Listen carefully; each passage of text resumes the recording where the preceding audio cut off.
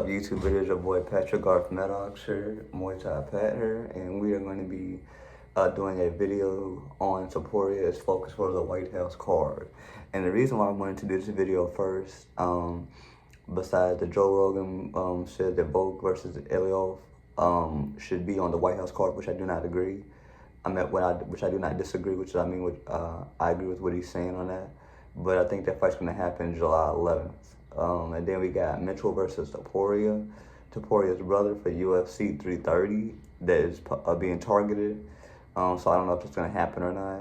But we got, these are all video ideas. And then Russia's top is top three, has 3 fighters in the top 5 with like win streaks or something like that. So, you know, these are all things I'm going to focus on. And partly the fight card that Ilia was on, I do have some comments about that. But my opinion is my opinion, and we're going to move forward with this video. So the first thing that I have to sit up and say about Topuria focused for the White House card is because when you sit up there and you see him focusing, you know, just working and stuff like that, every video that I've seen Ilia Topuria working in, he is sweating profusely. He is sitting up there, he's putting in the work each and every time you sit up there and you see him. I have nothing but the utmost respect for Ilia Topuria and Alex Pereira, because both of them show game. They show if you hit them with something, whether it hurt or not, whether you see it for a split second, they're not gonna necessarily back away. They're gonna hit you right back. And I think you can kind of say that's where two of Pereira's losses came from. At least in the loss versus Adesanya, and he kind of almost lost to Khalil Roundtree. And one of Alex Pereira's weaknesses is the overhand right, or at least an overhand punch. And you know, that's what I respect about these two guys as far as Ilia Topuria and what's his name, and Alex Pereira. You know, because Pereira has a way to come back from these things, and it shows the greatness and why he represents a philosophy, a concept called a game. You know, which is the ability to get hit or to feel pain, and you sit up there and you not necessarily take a step back, but you deliver it back. You know.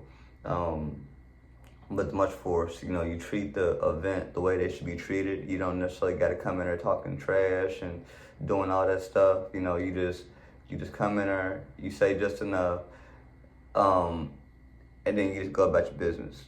You know, and so when I look at guys like Topuria, and the reason why I think that Topuria is going to finish this is because Justin Gaethje has. I'm a very big fan of Justin Gaethje. He's one of, like I said, my favorite 2 fighters are Topuria and Ilia Topuria and Alex Pereira. Those are my favorite 2. Volk is my 3rd. My 4th right now, I would have to sit up there and I like Leon Murphy a lot, but when I say all these guys' names, it's just more because they can reach into another layer. You know, I like Justin Gaethje as well. And the reason why I say that, because when I went through and I watched a lot of Justin Gaethje's fights, he can make it work for him. This is what got him this far, especially against elite competition like Islam or Habib. I forgot which one he fought. But when you step in and you look at how he fought them, how he fought Max Holloway. I think he might have lost that fight, but how he fought Max Holloway, you know, just all these big names, he never really had an easy fight.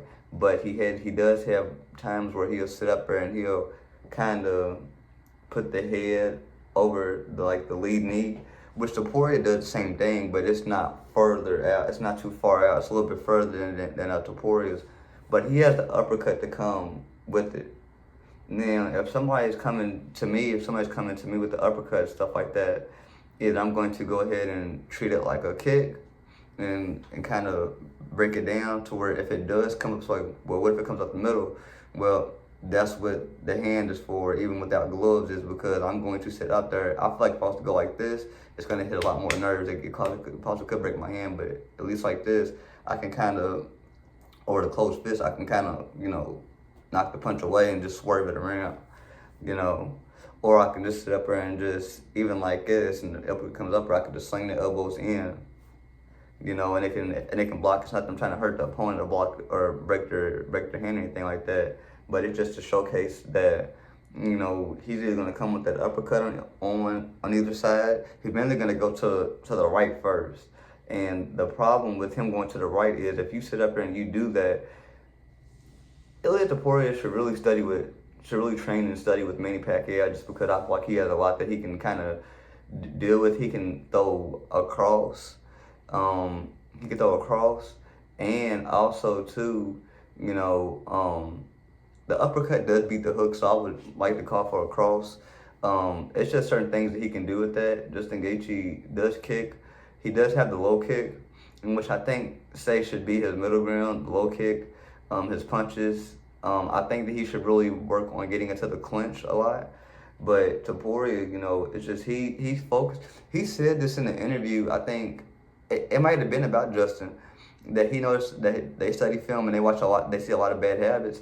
I agree, because if you go and look at Justin Gaethje, how to land an uppercut like a Justin Gaethje, the first thing that the guy says is that Justin Gaethje's head goes way over the knee, and he'll kind of jiggle around like that, kind of, I just feel like it's gonna lead to a knockout, just because, and I don't mean to sound like a casual, but it's just Topuria, if you're gonna look at all of his knockouts and stuff like that, even on the YouTube shorts, they're damn near the same trap every single time. Every single time. It's gonna start with the stance, and when you look at the stance is the start of every battle. You are only stronger as your weakest link, and the weakest link in which all of us martial artists tend to get away from is footwork.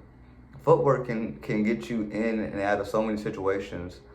You can look at a lot of fights. Like, I'm a Muay Thai fanatic, really a Muay Premier fanatic. So people think that my style dances a lot, when the whole entire time it's just simple, just footwork. It's just simple footwork.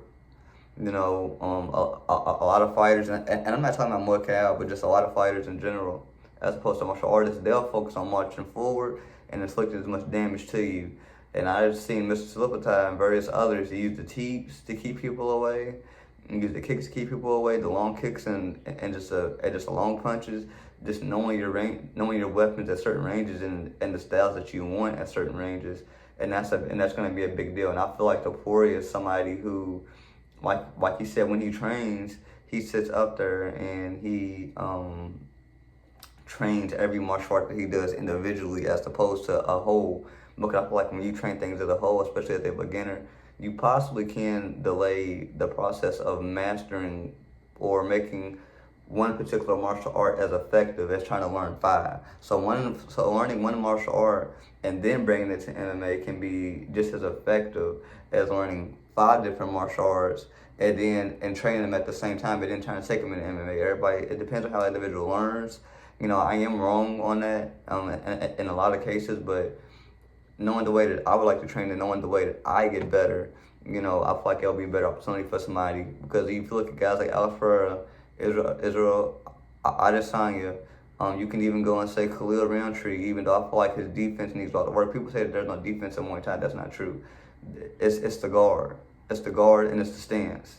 And I feel like if he was to fix those two, he would have a lot more success in doing that as far as Muay Thai and into that. But these are the things. The reason why I bring that up is because Topuria, like I said, somebody that trains judo, wrestling. People do not know. People think that, and just like Justin Gaethje, in a way, people tend to forget.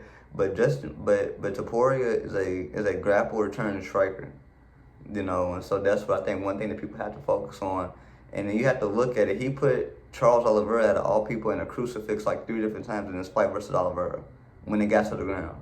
The way that he was able to handle himself. If you look at the first exchange in which him and Oliveira had got into it, you see him kind of go for overhooks, I believe, and then he starts to, where he goes for the neck, and then he starts to switch one hand into a overhook, and then he switches the other end When he gets to the fence, he starts to go for the underhooks, or maybe he might went for the underhooks at the end and then the overhooks, but he went for the overhooks, my bad, and then he went for the underhooks as he got on the cage. All of this is just philosophy, great philosophy, you know. And I just feel like Topuria is going to get it done. But either way, this is like the Max Holloway and the Max Holloway and the Max Holloway and the Charles Oliveira fight, because like I said, either person that wins, I'm going to root for regardless. And then too, if Ilia Topuria does loses, somebody like Islam Makhachev might be more welcome to the matchup. You know, even though I feel like he's on the run. So like I said, and it's not calling him scary or like that he's gonna like run, or you know that he's some punk or something like that. No. It's just me as a fight fan trying to entice him to take this matchup, because you are doing everything but trying to fight this man. But and then on top of that, I literally just spoke to one of my hood friends, and stuff like that. Now I'm not saying that he's like hood rat or like hoodlum or something like that for anybody outside of, you know, that may live in like the hood or something like that, or a certain community. But I even told him, if somebody shoots a shotgun, or I asked him, I said, hey bro, I said, if somebody shoots a shotgun, wouldn't the recoil on that shotgun hurt somebody with a hurt hand? And he said, hell yeah, that'll hurt somebody's hand. That'll tear somebody's hand off, or tear their hand up. So, you know, this fight right here, Topuria versus Gaethje, is going to be a very big deal, because there's a lot of people in the heavyweight division. And then on top of that, if you want to talk about somebody that can beat Hamzat, let him move up more weight and let him pick up weight, because speed is Topuria's strength, but it's not his speed, it's his timing. And that's all a lot of people will forget. And I believe that he can deal with guys like Hamzat, because the heavyweight division is about to be packed. You already got Alex Pereira, you already got you gotta say Tom Aspinall names first, because he is a champion. You got Tom Aspinall, you got Alex Pereira, you got Cyril Gain. You know, even though people have their thoughts about him, you're gonna have Hamzat eventually moving into the division. I could see Strickland moving up to the division. But if we want to talk about certain things, Islam, if I don't know which division Islam is in, but I think Tom could give him fits, because Tom has a very good all-around game. I believe that when you look at a lot of martial arts that don't really throw like a lot of punches and stuff like that, even though they can, it can definitely be a deficiency, because the person that throws the punches can dictate the pace if you don't have a game plan for it. And I do believe that when it comes to the spacing and stuff like that, and doing certain things for a takedown, it really deals with situational awareness when it comes to the cage. And we're going to end this video, because now I'm starting to get into a whole different topic. But I'll see you all in a minute.